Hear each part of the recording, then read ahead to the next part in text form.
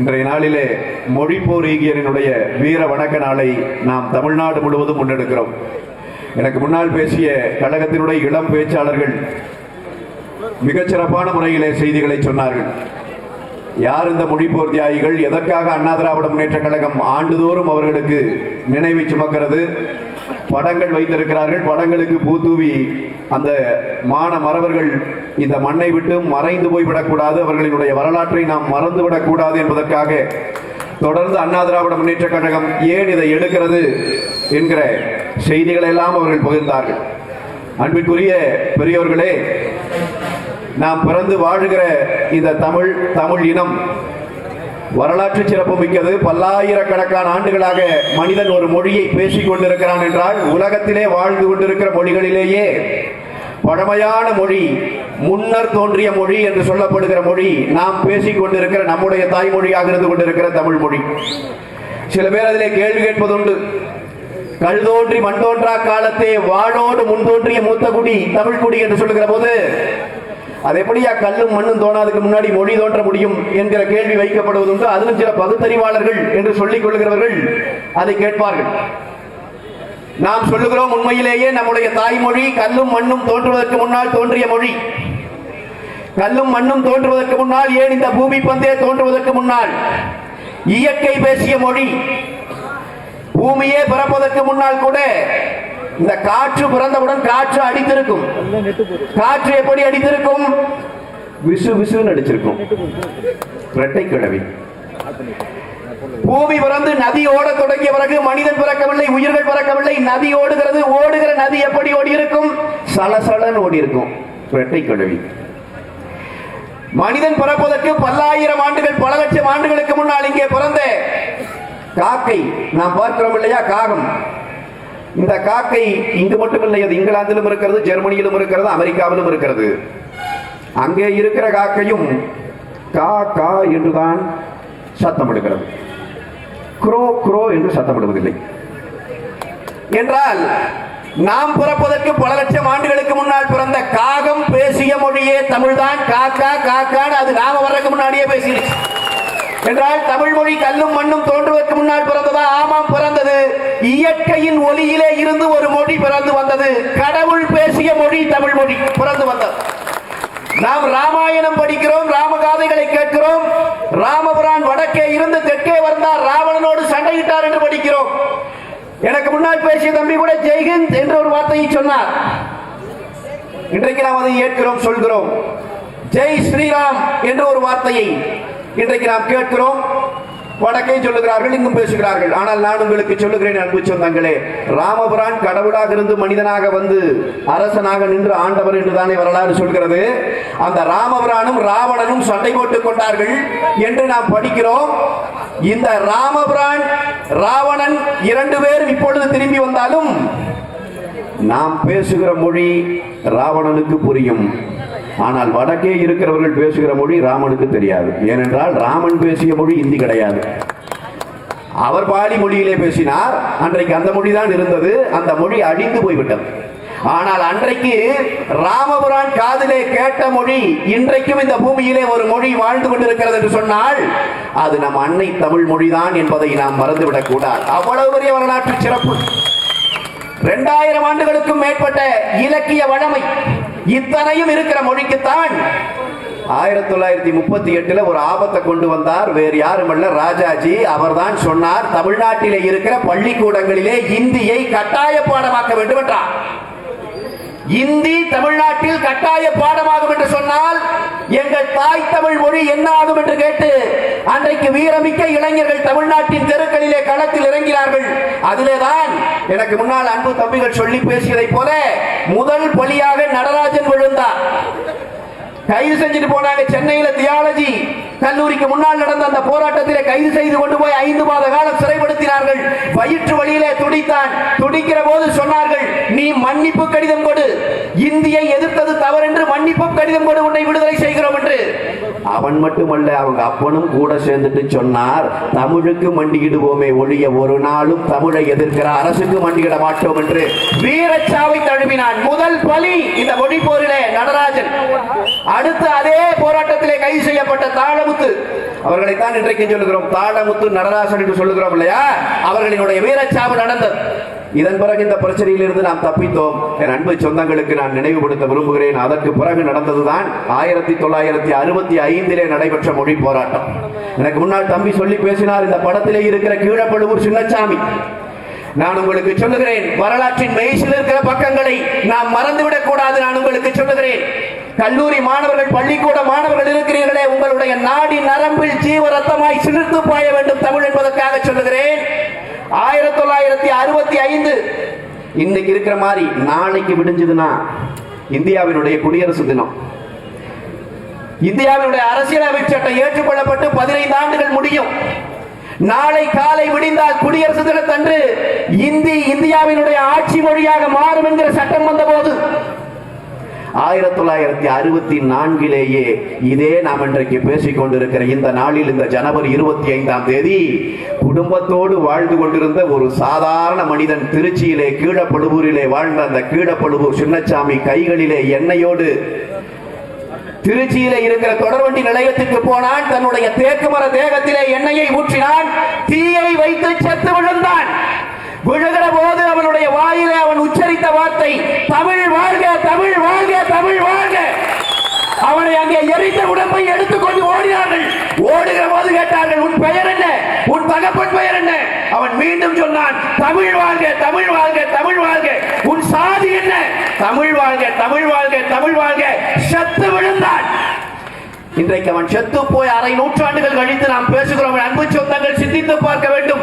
தன்னுடைய தேகத்திலே எண்ணெய் ஊற்றி கொஞ்சம் கொஞ்சமாக ஒவ்வொரு செல்லாக செத்து வருகிறவரை ஒருவன் இந்த மொழி செத்துவிடக் கூடாது என்பதற்காக செத்திருக்கிறான் என்று சொன்னால், அந்த வீர வரலாற்றின் தொடக்கம் நடந்த நாள் இந்த நாள். இந்த நாளை நாம் கொண்டாடுகிறோம், நினைவு கூறுகிறோம். அந்த தியாகிகள் எந்த மொழிக்காக செத்தானோ அந்த மொழியை நாம் இழந்துவிடக் கூடாது. அவன் செத்து போய் சரியாக ஒரே ஆண்டு, அவன் வீரச்சாவை தழுவி ஒரே ஆண்டு 1965 இதே ஜனவரி 26 தமிழ் மொழிக்கான இடம் முடிந்து போகும் என்றான். தமிழ்நாட்டின் வீதிகளிலே, உலகத்தில், உலக பந்தில் நீங்கள் வரலாற்றை எடுத்து பார்த்தால் எந்த நாட்டிலும் மொழிக்கென உயிர் கொடுத்தவன் கிடையாது, எங்குமே கிடையாது. அதன் பிறகு பங்களாதேஷ் கொடுத்தான், அந்த வீரமரவர்கள் போராடினார்கள். ஆனால் அதற்கு முன்பாகவே தமிழ்நாட்டிலே தான் 65 கோடம்பாக்கத்திலே சிவலிங்கம், நம்ம இன்னைக்கு இருக்கிற விருகையிலே அரங்கநாதன், எங்கெங்கோ வரலாறுகளை சொல்லுகிறோம். நான் இங்க இருக்கிற வரலாற்றை சொல்லுகிறேன். நம்முடைய கோயம்புத்தூரிலே இதே பூசாக்கோ கல்லூரி இருக்கிறது, பிஎல்ஜி டெக். அந்த பிஎல்ஜி கல்லூரியிலே படித்துக் கொண்டிருந்த தண்டபாணி சாதாரண செக்கு எண்ணெய் ஆட்டுகிற குடும்பத்திலே இருந்து வந்தவன், சாதாரண ஏழை தாய்க்கும் தகப்பனுக்கும் பிறந்தவன். செய்திகள் வந்து கொண்டிருக்கிறது, தீக்கொளித்து சாகிறார்கள் என்று சொல்லி கோடம்பாக்கம் சிவலிங்கம் செத்து விழுந்தான், அரங்கநாதன் செத்து விழுந்தான். செய்திகள் வந்து கொண்டிருக்கிறது.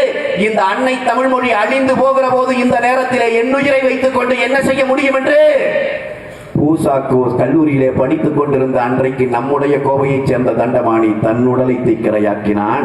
இந்த மண்ணுக்கு, இந்த மொழிக்காக செத்து விழுந்தான். கோயம்புத்தூரினுடைய வரலாறு, அங்கே இருந்து கோயம்புத்தூரின் மொழி போராட்ட வரலாறு எழுதப்பட்டது. சிவகங்கை ராஜேந்திரன் சிதம்பரம் பல்கலைக்கழகத்திலே படித்துக் கொண்டிருந்த மாணவர்கள் போராடுகிறார்கள், தெருவிட்டு வருகிறார்கள். இன்றைக்கு பேசிக் கொண்டிருக்கிறானே, இந்த திமுக காரன் கூட்டணியிலே வைத்திருக்கிறான் பாருங்கள், இந்த காங்கிரஸ் கட்சி.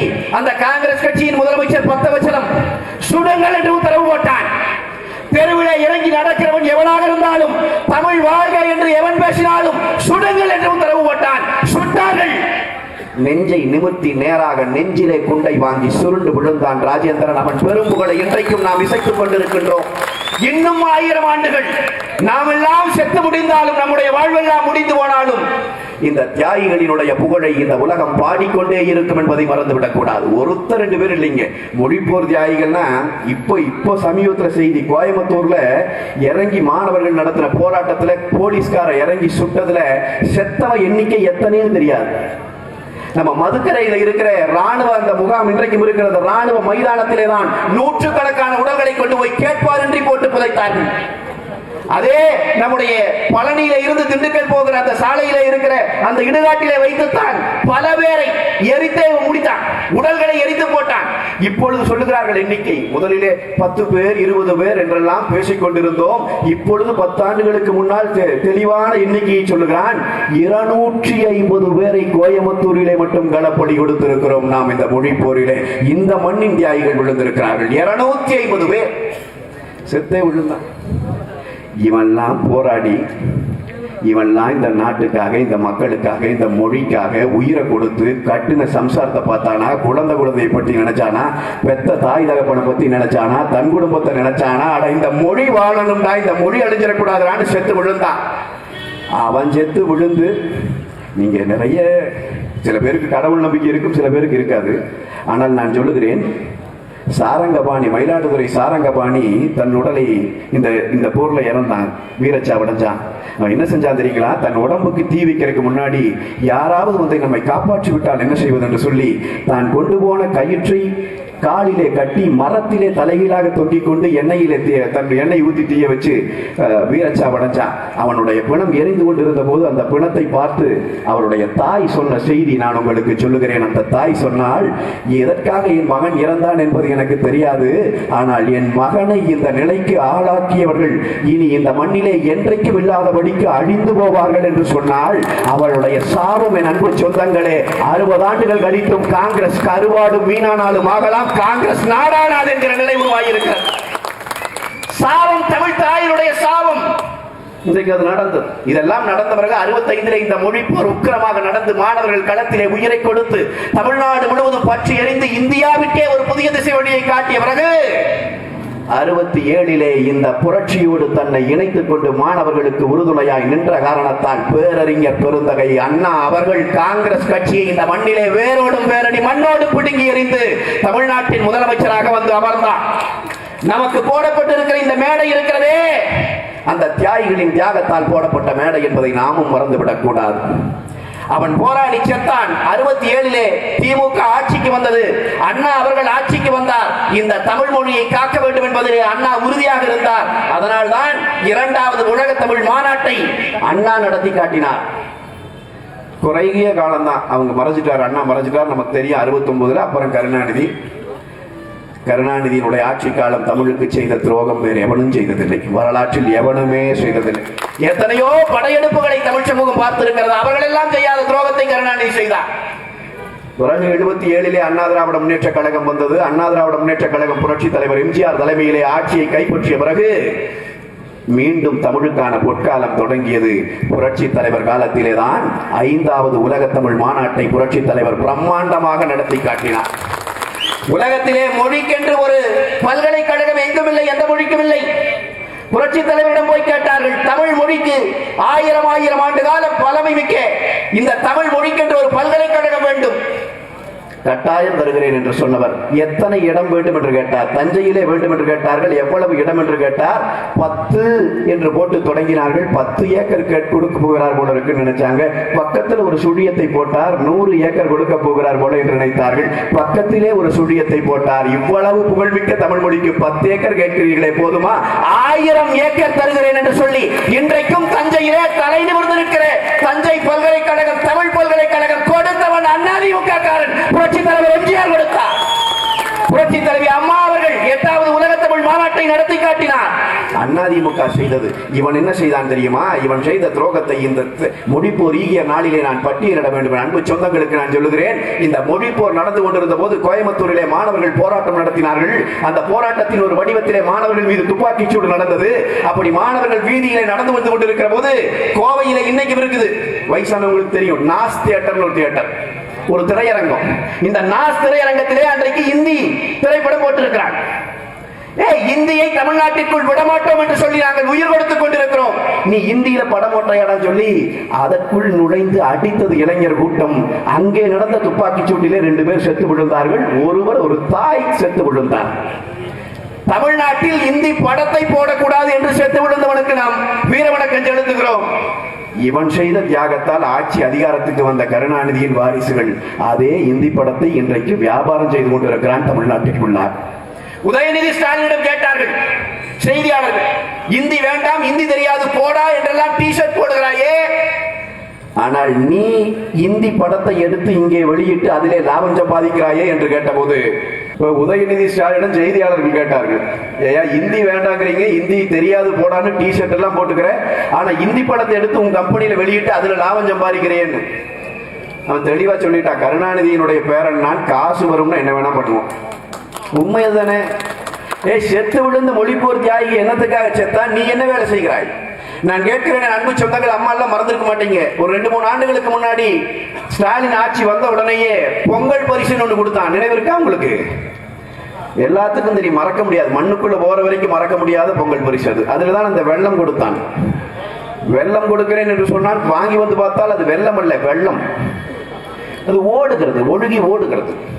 ஓடியதா இல்லையா? மிளகு தருகிறேன் என்று சொன்னான், மிளகு எடுத்து பார்த்தால் மிளகு முழுக்க பப்பாளி விதையாக இருக்கிறது. அன்னைக்கு தான் அந்த இதுல தான் 21 பொருள் தருகிறோம் என்று சொன்னான்.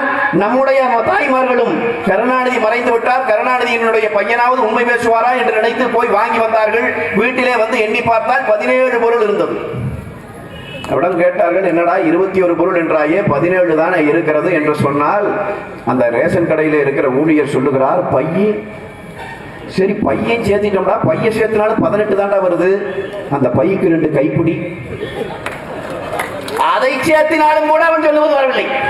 ஆனால் அதிலே இருக்கிற இன்னொரு செய்தியை நான் உங்களுக்கு சொல்லுகிறேன் அன்பு சொந்தங்களே. மொழிப்போர் ஈகியர் நாளிலே பேசுவதால் நான் சொல்லுகிறேன், அதிலே அவன் கொடுத்த அந்த பொருட்களினுடைய அந்த அட்டை படங்களை நீங்கள் சரியாக பார்த்திருந்தால் தெரிந்திருக்கும். அத்தனையும் வடநாட்டிலே இருந்து கொள்முதல் செய்யப்பட்டு இந்தி எழுத்துக்களோடு வந்து விழுந்த பொருட்கள் என்பதை நாம் மறந்துவிடக் கூடாது. இவன் தான் நமக்கு இன்றைக்கு இந்திக்கு எதிராக நாம் நிற்க வேண்டும் என்று பாடம் எடுக்கிறான். ஸ்டாலின் இதை சொல்லுகிறார், உதயநிதி சொல்லுகிறார். ஆனால் உதயநிதி ஸ்டாலின் இவர்களுடைய ஆட்சி காலத்திலே சாதாரண மிளகு தீப்புடி வாங்கறதுக்கு வடநாட்டுக்காரங்கிட்ட வாங்கிட்டு வந்து நம்ம கிட்ட கொடுத்தா காரண கமிஷன் காசுன்னு வந்துருச்சுன்னா மொழியாவது ஒண்ணாவது. இப்ப நான் இத்தனை பட்டியலிடல, தஞ்சை தமிழ் பல்கலைக்கழகம் கொடுத்தோம், உலக தமிழ் மாநாடு அம்மா அவர்கள் நடத்தினார், புரட்சி தலைவர் நடத்தினார், பட்டியலிட்டே வரல. ஒன்ன சொல்லுங்கடா திமுக காரன், ஒன்னே ஒண்ணு சொல்லு, இந்த இடத்துல மேடை போட்டு கருணாநிதி அவர் வாழ்கிற காலம் முழுவதும் சொன்னார், மொழிக்கு செய்தேன், மொழிக்கு செய்தேன், மொழிக்கு செய்தேன் என்றார். இத்தனை ஆண்டுகள் கழித்து இப்பொழுதுதான் நமக்கு புரிகிறது, அவர் சொன்னது தமிழ் மொழிக்கு அல்ல, கனிமொழிக்கு, மொழிக்கு செய்திருக்கிறான். நமக்கு புரியவில்லை. என்ன ஏதாவது ஒன்று கருணாநிதியினுடைய ஆட்சி காலத்தில் நடந்த ஏதாவது ஒன்று இன்றைக்கும் கேட்டால் அவன் சொல்லுவது என்ன, நாங்கள் வள்ளுவனுக்கு சிலை வைத்தோம். எவ்வளவு அடியில சிலை வச்ச? 133 அடியிலே சிலை வைத்தோம். ஏன் 133 அடியில வச்ச? 133 ஏன் கருணாநிதி சொன்ன என்ன இல்ல, வள்ளுவன் தனக்குத்தானே சொல்லிக் கொண்ட எண். வள்ளுவன் கொடுத்த உலக பொதுமுறையிலே 133 அதிகாரங்கள் இருக்கிறது. அதன் நினைவாக 133 அடி இல்லையா? கருணாநிதி இறந்த பிறகு ஸ்டாலின் ஆட்சிக்கு வந்து என் தகப்பனுக்கு 134 அடியிலே என் தகப்பன் பேனாவை சிலையாக வைக்கிறேன் என்று சொன்னானே, இது என்ன? இந்த 134 என்பதற்கு என்ன அர்த்தம்? வள்ளுவனுக்கு 133 அர்த்தம் உண்டு, அது அவர் எழுதிய அதிகாரம். கருணாநிதிக்கு 134 வாழ்ந்த வயசா, கட்டின பொண்டாட்டியா, என்னது என்னது 134? ஏன் வைத்தாய் 134? ஏன் என்று நான் சொல்லுகிறேன். வள்ளுவன் தமிழ் இனத்தினுடைய சொத்து. 2000 ஆண்டுகளாக மனித குலம் முழுமைக்கும் வாழுகிற தத்துவத்தை கொடுத்து விட்டு போன வள்ளுவன், அவனை விட எங்க அப்பா ஒரு அடி மேலேன்னு காட்ட திமிர்த்தனம் இல்லாம இது வேற என்ன? இது வேற என்ன? அதனாலதான் அதிமுக களத்தில் இறங்கி போராடணும். பேனாவை வச்சு நான் காணாம போவேன்னு சொன்னோம். அந்த அச்சத்திற்கு பிறகு இன்றைக்கு அந்த திட்டத்தை கைவிட்டு இருக்கிறான். நாம் தடுத்து நிறுத்தி காட்டி இருக்கிறோம். இதுதான் இவனுக்கு இருக்கிற மொழிப்பற்று, இதுதான் இவங்களுக்கு இருக்கிற இனப்பற்று. நான் சொல்லுகிறேன், எனக்கு முன்னால் தம்பிகள் சொல்லி பேசினார்கள், தமிழீழ நாட்டிலே இதே தமிழ் சொந்தங்கள் கொன்றொழிக்கப்பட்டார்கள், இனப்படுகொலை செய்தான். புரட்சி தலைவர் எம்ஜிஆர் காலத்திலே இனப்படுகொலை அவன் தொடங்கிய போது புரட்சி தலைவர் சொன்னார், தமிழ்நாட்டில் நாங்கள் ஆண்டு கொண்டிருக்கிற போது எங்கள் சொந்த இனம் பக்கத்து மாநிலத்திலே பக்கத்து நாட்டிலே செத்து விடுவதை நாங்கள் அனுமதிக்க முடியாதுன்னு சொன்னார். அங்கே போராடிய அந்த விடுதலை புலிகள் இயக்கத்துக்கு கேட்டவுடன் கோடிகளை அள்ளி கொடுத்த தலைவன் புரட்சி தலைவர் எம்ஜிஆர். அதிலேதான் அங்கே போராட்டமே வலிமையானது. அந்த போராட்டம் உறுதி கொண்டு நடந்தது. 2009 இனப்படுகொலை செய்கிறான் சிங்களன். இந்த காங்கிரஸ் கட்சி ஆயுதம் கொடுக்கிறது, ராணுவக்காரனை அனுப்புகிறது. இவன் தான் கொண்டே ஒழித்தான். அன்றைக்கு இந்த திமுக அவனோட ஆட்சியில இருந்து தமிழ்நாட்டை, தமிழினத்தை காட்டி கொடுத்தது. அன்பு சொந்தங்களுக்கு நான் சொல்லுகிறேன், இன்றைக்கும் அந்த காணொளிகள் உண்டு, நீங்கள் எடுத்து பார்க்கலாம். 6 இளைஞர்களை பின்னால் கையை கட்டி தர தர தரம் இழுத்துட்டு வந்து அவர்களை நிர்வாணப்படுத்தி அவர்களுடைய பிடரியிலே பின்னால் நின்று சிங்கள ராணுவம் சுட்டு தள்ளுகிற காட்சி இன்றைக்கும் இருக்கிறது. இந்த காட்சியை கொண்டு போய் கருணாநிதியிடம் காட்டினார்கள். அன்றைக்கு கருணாநிதி முதலமைச்சர், மத்தியில திமுக அமைச்சர்கள் இருக்கிற நேரம் கருணாநிதியிடம் காட்டினார்கள். பக்கத்தில் இருக்கிற தமிழீழ நாட்டிலே இப்படி கொலை செய்கிறான் என்று. கருணாநிதி என்ன சொன்னார் தெரியுமா? இது என்றைக்கு நடந்ததோ யாருக்கு தெரியும் என்று சொன்னான். அந்த இனமே அங்கே அழிந்தது. 30,000 பிஞ்சு குழந்தைகள் ரத்த ஆற்றிலே மிதந்த காட்சியை 2009 பதிவு செய்தது. 2009 நாடாளுமன்ற தேர்தல் வந்தபோது விடுதலை புலிகளை தான் இருந்த நாள் வரைக்கும் எதிர்த்த புரட்சி தலைவி அம்மா அவர்கள் 2009 தேர்தல் பிரச்சாரத்திலே பேசியிருக்கிறார். காணொலி என்னிடம் இருக்கிறது. அவர் பேசுகிறார், அங்கே இனப்படுகொலை நடக்கிறது, அதற்கு இந்த காங்கிரசும் திமுகவும் துணை போகிறது, தமிழர்களை கொன்றொழிக்க துணை போகிற காங்கிரஸை தூக்கி எறியுங்கள் என்று பேசியிருக்கிறார். இதற்கு அன்றைக்கு அங்கே விடுதலை புலிகள் புரட்சி தலைவி அம்மாவிற்கு நன்றி தெரிவித்து கடிதம் எழுதியிருக்கிறார்கள். சாவின் முனையிலே நின்ற போதும் அந்த வீர மறவர்கள் இங்கே இருந்து அண்ணா திராவிட முன்னேற்ற கழகத்தை வாழ்த்தினார்கள் என்பதுதான் உண்மை. அதுதான் சரித்திரம். நீ காட்டிக் கொடுத்த ஈழத்தமிழர்களினுடைய அழிவுக்கு, இன அழிப்புக்கு இந்த கருணாநிதி கும்பல் காரணமாச்சு. 2011 மீண்டும் அண்ணா திராவிட முன்னேற்ற கழகத்தின் ஆட்சி அமைந்த பிறகு முதல் சட்டமன்ற கூட்டத்தொடரிலேயே புரட்சி தலைவி அம்மா அவர்கள் தீர்மானம் போட்டார். தமிழீழ நாட்டிலே தமிழர்கள் கொலை செய்யப்பட்டிருக்கிறார்கள், அங்கே பொது வாக்கெடுப்பு நடத்த தீர்மானத்தை நிறைவேற்றியவர் புரட்சி தலைவி அம்மா அவர்கள். இலங்கையின் மீது பொருளாதார தடை விதி என்கிற தீர்மானத்தை போட்டவர் புரட்சி தலைவி அம்மா அவர்கள், அண்ணா திராவிட முன்னேற்ற கழகம். எல்லாம் நடந்துட்டு இருந்த போது நடந்த ஒரு செய்தி நான் உங்களுக்கு சொல்றேன். திமுக வரலாற்றில் மன்னிக்கப்படவே தகுதியற்ற கட்சின்னு நீங்க புரிஞ்சுக்கணுங்கிறதுக்காக சொல்றேன். இந்த பிரச்சனை நடந்துட்டு இருக்குது. ஈழத்துல அத்தனை பேரை கொண்டுட்டான், 1.25 லட்சம் பேரை கொண்டு குடிச்சுட்டான். இதெல்லாம் நடந்த பிறகு புரட்சி தலைவி அம்மா அவர்கள் ஆட்சி வந்து அம்மா சொல்றாங்க, ஏய் சிங்கள வீரன் யாரும் இங்க நடக்கிற IPL மேட்ச்ல தமிழ்நாட்டுக்குள்ள வந்து விளையாடக்கூடாதுங்கிறாங்க. நீ எனக்கு அங்க வந்து குண்டு வீசுவ, இங்க வந்து எனக்கே பந்து வீசுவியா? உன்னை அப்படி அனுமதிச்சுட்டு உட்காந்துக்கிறதுக்கு மானங்கெட்ட கருணாநிதி அரசாங்கம் நடக்கவில்லை. இங்கே புரட்சி தலைவரின் அரசாங்கத்தை புரட்சி தலைவி அம்மா அவர்கள் நடத்தி கொண்டிருக்கிறார். சிங்களன் கால் வைத்தால் வேற மாதிரி ஆயிருந்தாங்க. சொன்ன உடனே கருணாநிதி உடனே ஒரு அறிக்கை, இன்றைக்கும் அந்த அறிக்கை இருக்கிறது, நாம எல்லாம் எடுத்து பார்க்கலாம்.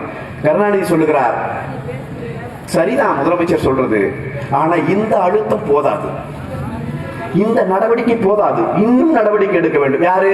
2009 இனப்படுகொலை நடந்து 2011 வரைக்கும் கருணாநிதி முதலமைச்சர் 2 வருஷம் வாயே திறக்கல. அம்மா வந்து சட்டம் போட்டா இந்த அழுத்தம் போதாதுன்னார். போதாதுன்னு சொன்னப்ப என்ன நடந்துச்சு தெரியுமா? IPL டீம் எல்லாம் விளையாடுது, இந்தியா முழுக்க IPL விளையாடுறாங்க. அதுல ஆந்திரால ஒரு டீம் சன்ரைசர்ஸ் ஹைதராபாத். என்னடா தமிழ்நாட்டிலே இருந்து ஆந்திராவிலே சன்ரைஸ் ஆகிறதே என்று பார்த்தால், சன்ரைசர்ஸ் என்றால் புரிகிறதா உங்களுக்கு? உதய சூரியன். அதை இங்கிலீஷ்ல வச்சுட்டான். சன்ரைசர்ஸ் ஹைதராபாத் என்று ஒரு அணி. அந்த அணியினுடைய அணி தலைவராக கேப்டனாக விளையாடியவன் சிங்கள வீரன் சங்காக்கரா. எப்படி உனக்கு லட்சணம்? தன்னுடைய குடும்பத்துக்கு ஒரு ஆதாயம் கிடைக்கணும்னா, தன்னுடைய குடும்பத்துக்கு ஒரு நல்லது, பொருளாதார ரீதியா பணம் கிடைக்கணும்னா, தன் குடும்பத்துக்கு ஏதாவது நல்லது கிடைக்கணும்னா, அதிகாரம் கிடைக்கணும்னா தமிழ் இனத்தை காட்டி கொடுப்பார்கள். தமிழ் மக்களையே முழுமையாக கொலை செய்யவும் தயங்க மாட்டார்கள். இந்த திராவிட முன்னேற்ற கும்பல் அப்படியான கும்பல். இப்ப இன்னைக்கும் வந்திருக்கிறான். இன்னைக்கு இப்ப நீங்க எல்லாம் கூட தொலைக்காட்சியில் பார்த்திருப்பீங்க, படம் ஒன்று எடுத்து விட்டுருக்கிறான். என்ன படங்க? பராசக்தி. நாம் இப்ப தமிழ்நாட்டில் 2026 தேர்தல். இந்த தேர்தலில் தமிழ்நாட்டினுடைய இந்த மக்களை காப்பாற்றுவதற்கு நாம் களத்தில் சண்டை போட்டா, இவன் 2 படத்தை எடுத்து வச்சுட்டு 2 படத்துக்கு சண்டை விட்டுட்டு இருக்கிறான்.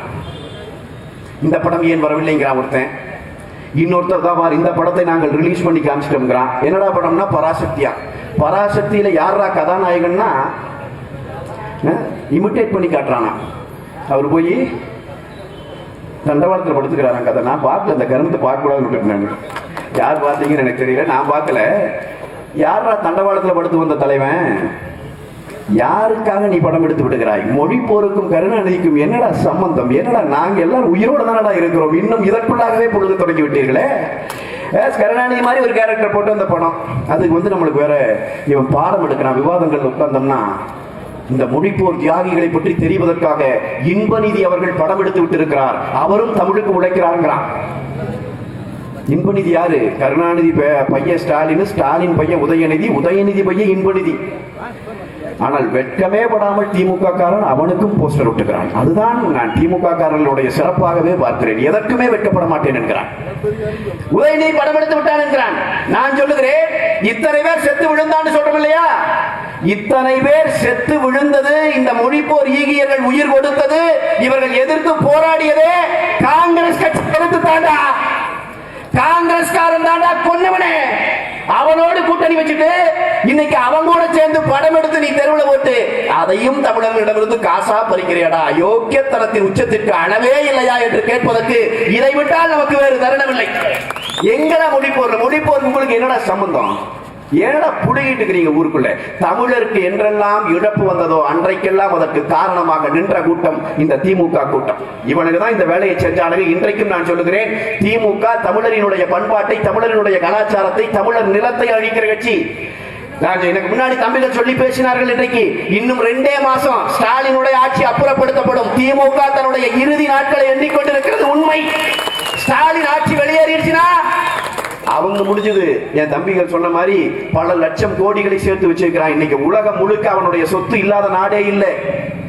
இலங்கையில இனப்படுகொலை செஞ்சான்னு சொல்றேன்லங்க, அந்த இலங்கை நாட்டுக்குள்ள மட்டும் ஜெகத் ரட்சகன் என்கிற ஒரே ஒரு திமுக பிரமுகருக்கு மட்டும் இருக்கிற முதலீடு 30,000 கோடி. 30,000 கோடி இன்வெஸ்ட் பண்ணிருக்கான் ஒரே நாட்டில், ஒரே ஆள்.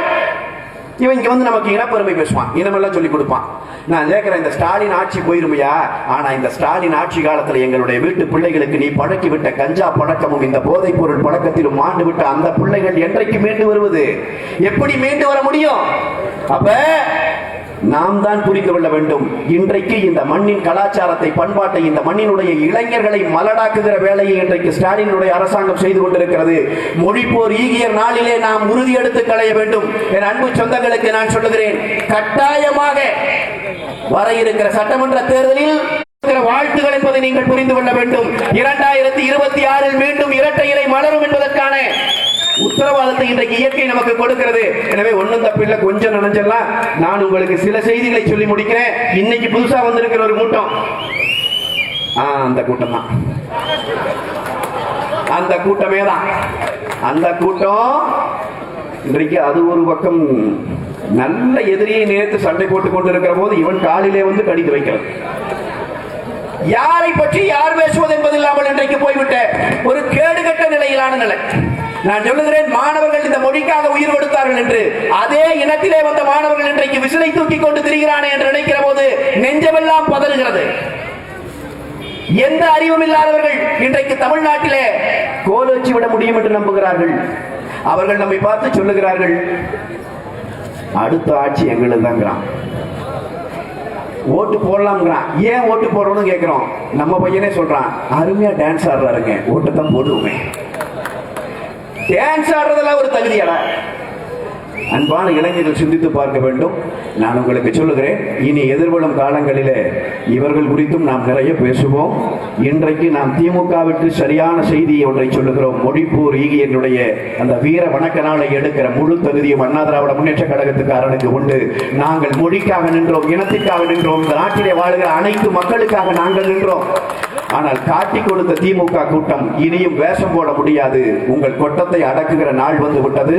கட்டாயம் 2026 மே மாதம் திமுகவின் இறுதி உரை எழுதப்பட்டு புதைக்கப்படும் என்பதை சொல்லி புரட்சி கவிஞரினுடைய வரிகளோடு நான் இந்த கூட்டத்தை நிறைவு செய்கிறேன். அந்த மாபெரும் கவிஞன் எழுந்து தமிழர் மாணவர்கள், தமிழ் மாணவர்கள், தமிழர்கள் களத்திலே போராடி அந்த நாளிலே அந்த புரட்சி கவிஞன் சொன்னான், இந்திக்கு தமிழ்நாட்டில் ஆதிக்கமாம், இந்திக்கு தமிழ்நாட்டில் ஆதிக்கமாம், நீங்கள் எல்லாரும் வாருங்கள் நாட்டினரே, செந்தமிழுக்கு தீமை வந்தபின்னும் இந்த தேகம் இருந்தொரு லாபம் உண்டோ, விந்தை தமிழ் மொழி எங்கள் மொழி, அது வீர தமிழ் மக்கள் ஆவி என்போம், இந்திக்கு சலுகை தந்திடுவார் அந்த ஈனரை காரி உமிழ்ந்திடுவோம், இப்புவி தோன்றிய நாள் முதலாய் எங்கள் இன்ப தமிழ் மொழி உண்டு கண்டீர், தப்பிழைத்தார் இங்கு வாழ்ந்ததில்லை, இந்த தான் தோன்றியற்கென்ன ஆணவமோ, எப்பக்கம் வந்து புகுந்து விடும் இந்தி எத்தனை பட்டாளம் கூட்டி வரும், அற்பம் என்போம் அந்த இந்திதனை, அதன் ஆதிக்கம் தன்னை புதைத்திடுவோம், எங்கள் உடல் பொருள் ஆவி எல்லாம் எங்கள் இன்ப தமிழ் மொழிக்கே தருவோம்,